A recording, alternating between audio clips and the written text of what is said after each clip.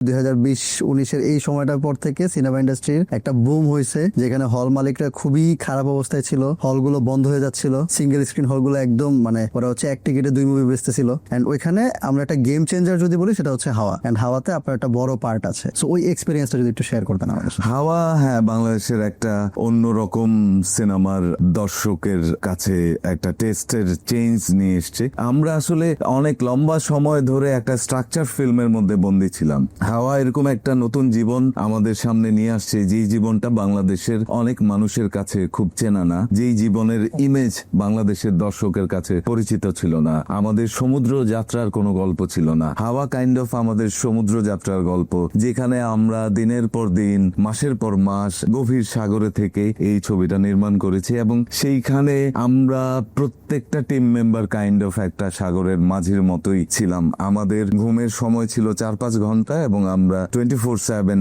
আমরা কাজ করতাম। হয়েছে যে আমরা গভীর সাগরে, আমাদের একটা দৃশ্য ছিল যেখানে বিদ্যুৎ চমকাবে এবং ঝড় উঠবে, তখন আমরা গভীর সাগরে, এবং লাকিলি সিচুয়েশনালি এরকম আকাশ তৈরি হয়েছে যে বিদ্যুৎ চমকাচ্ছে এবং আমরা শুটিং করছি এবং we are so excited, beautifully shoot হচ্ছে। তখন মাঝি এসে চিৎকার করে বলতেছে, আপনারা পাগল হয়েছেন, এখানে ঝড় উঠলে তো আমরা সবাই মারা যাব। তখন আমাদের মনে আমাদের তো মানে আমরা তো ফিরে actually যেতে এখানে আছি। ফিরে যেতে হবে।